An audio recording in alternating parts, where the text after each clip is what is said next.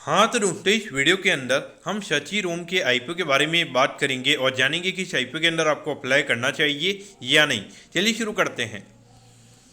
तो देखिए, सबसे पहले हम ये जानेंगे कि ये कंपनी क्या काम करती है। ये जो कंपनी है 92 में ये कंपनी स्टार्ट हुई है, यानी कि ऑलमोस्ट अगर हम बात करेंगे तो अराउंड 32-33 ईयर्स ये कंपनी को स्टार्ट हुए हो चुके हैं। तो देखिए, जो कंपनी अलग अलग तरीके के जो भी फ्रेगरेंशियल्स और जो फ्लेवर्स वगैरह होते हैं वो ये कंपनी में यहाँ पे बनाती हुई नजर आती है।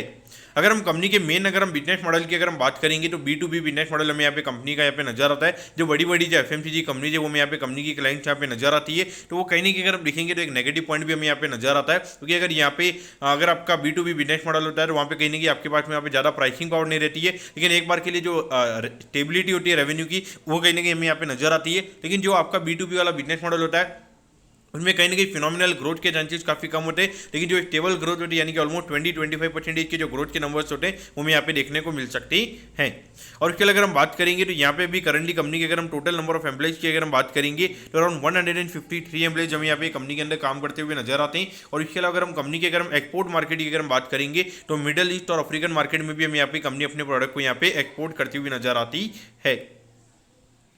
अब अगर हम यहाँ पे कंपनी के ऑब्जेक्टिव के बारे में अगर हम बात करेंगे, यानी कि जो आईपीओ से कंपनी को पैसा मिलने वाला है उसे कंपनी कैसे यूटिलाइज करने वाली है, तो देखिए अराउंड 56.5 करोड़ का हमें यहाँ पे कंपनी का नया केपेक्स यहाँ पे कंपनी को करना है। एक नया मैन्युफैक्चरिंग यूनिट यहाँ पे कंपनी को सेटअप करना है, तो उसके रिगार्डिंग हमें यहाँ पे ये फंड यूज होता हुआ नजर आएगा। तो ये कहने के देखा जाए तो ये थोड़ा मुझे यहाँ पे पॉजिटिव नजर आता है, क्योंकि ऑलमोस्ट 61 करोड़ के लगभग का कंपनी का आईपीओ का साइज है और उसमें से ऑलमोस्ट यहाँ पे 56 करोड़ का जो अमाउंट है वो यहाँ पे कंपनी केपेक्स के रिगार्डिंग यूज करती हुई नजर आएगी। यानी कि ऑलमोस्ट अगर हम देखेंगे तो 90% से भी जो ज्यादा का अमाउंट है वो यहाँ पे केपेक्स के रिगार्डिंग यूज होता हुआ नजर आएगा। तो इसको लेके कहीं ना कहीं अगर हम देखेंगे तो मार्केट को हमेशा ये लगेगा कि जब ये केपेक्स हो जाएगा तो वहां पे कहीं ना कहीं अच्छा खासा रेवेन्यू ग्रोथ हमें यहाँ पे आने वाले टाइम पे आता हुआ नजर आ सकता है। अब अगर हम यहाँ पे कंपनी के फाइनेंशियल्स के बारे में अगर हम बात करेंगे तो देखिए 2022 में लगभग 64 करोड़ के लगभग ये कंपनी का रेवेन्यू का नंबर था। फिर ये नंबर में बढ़ के लगभग 70 करोड़ के लगभग होता हुआ नजर आया था, और उसके बाद अगर हम बात करेंगे तो अराउंड 86 करोड़ के लगभग ये नंबर में यहाँ पे नजर आता है। और अभी 6 महीने में अराउंड 50 करोड़ का रेवेन्यू यहाँ पे कंपनी ने ऑलरेडी कर लिया है, जो कि इंडिकेट करा है कि लगभग 100 करोड़ से ज्यादा का रेवेन्यू का नंबर हमें यहाँ पे ये फाइनेंशियल ईयर में कंपनी का होता हुआ नजर आ सकता है। अगर हम प्रॉफिटेबिलिटी की बात करेंगे तो 4 करोड़ 55 लाख से हमें यहाँ पे ये नंबर लास्ट अगर फाइनेंशियल ईयर में अगर हम बात करेंगे तो अराउंड 6 करोड़ के लगभग ये नंबर में यहाँ पे नजर आता है। और अभी अगर हम देखेंगे तो 6 महीने में यहाँ पे कंपनी ने 7 करोड़ का पैट दिखाया है, लेकिन अभी ये कंपनी का आईपीओ आ रहा है तो उसके हिसाब से मुझे लगता है कि थोड़ा बहुत यहाँ पे कंपनी ने अपने पैट के नंबर को बढ़ाया है।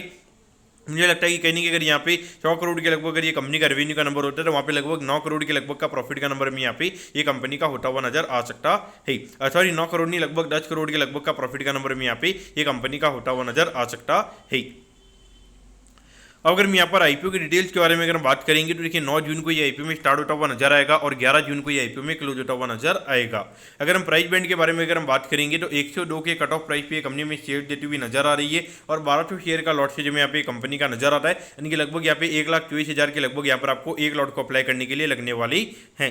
अगर हम आईपीओ के टोटल इशू साइज की अगर हम बात करेंगे तो अराउंड 61 करोड़ 62 लाख के लगभग का आईपीओ का इशू साइज हमें यहाँ पे नजर आता है, और ये पूरा पैसा कंपनी के पास में जाता हुआ नजर आएगा। और इसमें अगर हम रिटेल कोटा की अगर हम बात करेंगे तो अराउंड 35% के लगभग यहाँ पे कंपनी का रिटेल कोटा में यहाँ पे नजर आता है, यानी कि लगभग 21-22 करोड़ के लगभग का रिटेल कोटा में यहाँ पे ये कंपनी का नजर आता है। अगर हम लिस्टिंग की अगर हम बात करेंगे तो एनएससी के सेम प्लेटफॉर्म पे ये कंपनी में लिस्ट होती हुई नजर आएगी। अब अगर हम यहाँ पर आईपीओ के टाइम टेबल के बारे में अगर हम बात करेंगे तो देखिए 12 तारीख को आपको पता चल जाएगा कि आपको अलॉटमेंट मिला ही, अगर अलॉटमेंट नहीं मिलता तो 13 तारीख को रिफंड मिल जाएगा। 13 तारीख को आपके डीमैट अकाउंट में शेयर आ जाएंगे अगर आपको अलॉटमेंट मिलता ही, और 16 तारीख को ये कंपनी में लिस्ट होती हुई नजर आएगी।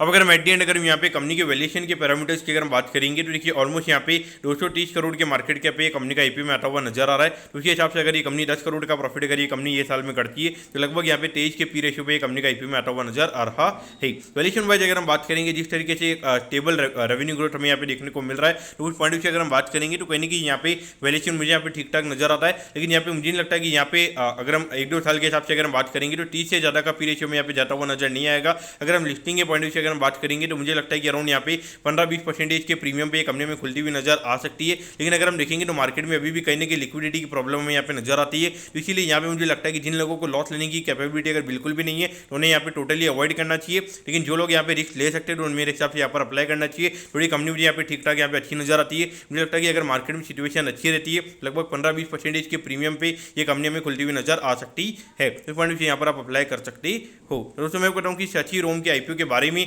आपको सब कुछ समझ में आ गया होगा। अगर आपकी कोई भी क्वेरीज है आप कमेंट कीजिए, मैं जरूर आपके कमेंट पर रिप्लाई करूँगा। ओके दोस्तों, thank you, have a nice day.